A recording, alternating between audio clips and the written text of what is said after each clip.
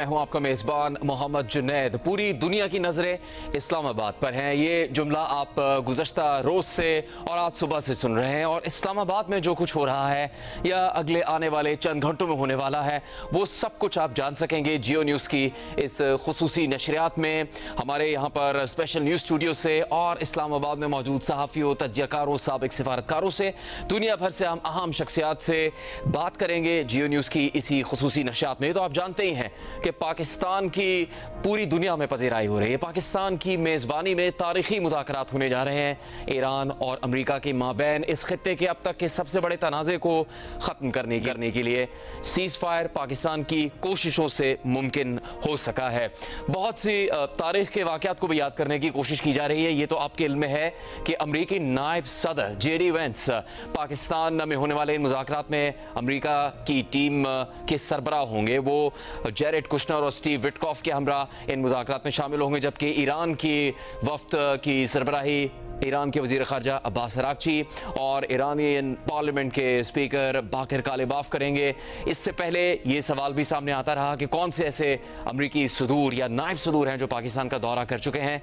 तो अब तक की जो मालूमात सामने आई है उसके मुताबिक JD वेंस चौथे ऐसे अमरीकी नायब सदर होंगे जो पाकिस्तान का दौरा कर रहे हैं। इससे पहले जो बाइडन और उनसे पहले डिक चेनी और फिर उससे पहले दीगर शख्सियात भी पाकिस्तान आ चुकी हैं, जिनमें रिचर्ड निक्सन और लिंडन B. जॉनसन भी शामिल हैं, जो कि नायब सदर की हैसियत से पाकिस्तान के दौरा करने वाले अमरीकी नायब सदूर में शामिल है। इसके अलावा 3 अमरीकी सदूर पाकिस्तान का दौरा कर चुके हैं। आइजनहावर अमरीका के सदर, उन्होंने 1959 में पाकिस्तान का दौरा किया। इसके बाद बिल क्लिंटन पाकिस्तान के दौरे पर आए, फिर जॉर्ज W. बुश। लेकिन इस तरह का मौका जहाँ पर एक दुनिया की नज़र जिन मुज़ाकरात पर है उसकी मेज़बानी पाकिस्तान कर रहा हो और वो मुज़ाकरात इस्लामाबाद में हो, ये एक पहला तारीखी मौका है। और इस सब की तफसील और तैयारियां जियो न्यूज़ आपके सामने रखेगा। पाकिस्तान ने अब तक जो हासिल किया है उसको पूरी दुनिया में तस्लीम किया जा रहा है और हम इसी तमाम गुफ्तगू को आगे बढ़ाएंगे। हमारे साथ सीनियर तज्ज़ियाकार सहाफ़ी शामिल होंगे। मज़हर अब्बास साहब सीनियर सहाफ़ी तज्ज़ियाकार हमारे साथ शामिल है इस नशियात में। सलीम साफ़ी साहब सीनियर सहाफ़ी तज्ज़ियाकार और अफ़गान अमूर और इस खत्ते के जो पिछले कई दहाइयों में वाक़यात हुए हैं उस पर मुकम्मल दस्तरस रखते हैं, वो इस्लामाबाद स्टूडियो से हमारे साथ शामिल होंगे। फ़खर दुरानी तज्ज़ियाकार हमारे साथ इस नशियात में शामिल हैं और सीनियर तज्ज़ियाकार बेनज़ीर शाह साहिबा भी हमारी इस नशियात का हिस्सा होंगी। सलीम साफ़ी साहब, सबसे ज़्यादा तो बात इस्लामाबाद की हो रही है पूरी दुनिया में।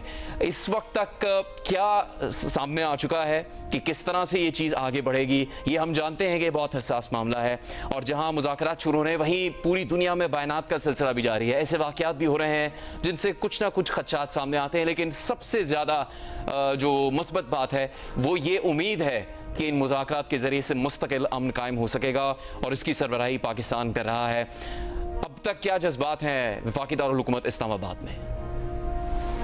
जी जुनैद, जिस तरह की तवक्को थी इजराइल से, उसने इस अमल को डिरेल करने की पूरी कोशिश की और लबनान पे परसों वहशियाना बमबारी की और उसके बाद पाकिस्तान को एक बार फिर अमेरिका से रुजू करना पड़ा और अमेरिकी सदर ट्रंप ने फिर इजरायली वज़ीर-ए-आज़म नेतन्याहू से बात भी की है, लेकिन उसमें भी हमलों के मुकम्मल ख़ात्मे की बात नहीं हुई है, बल्कि उसमें उन्होंने हमलों को महदूद करने की बात की है। और दूसरी तरफ इराक़ी पार्लियामेंट के स्पीकर जो कि पाकिस्तान आने वाले वक्त में शामिल है, बाक़िर कालिबाफ, उन्होंने ये ट्वीट की है कि 3 शराइत की जो जंगबंदी की थी उसकी खिलाफ वर्जी हुई है, तो उसकी वजह से काफ़ी ख़दशात भी हैं। लेकिन दूसरी तरफ ये बात है कि अभी तक दोनों फ़रीक़ैन वो मुज़ाकरात करने पे आमादा हैं और जो इजरायली वज़ीर-ए-आज़म की अब तक की साजिशें हैं उसने प्रोसेस को डिरेल नहीं किया है और मैच्योरिटी का सबूत दिया है ईरानी क़यादत ने भी और अमरीकी टीम ने भी।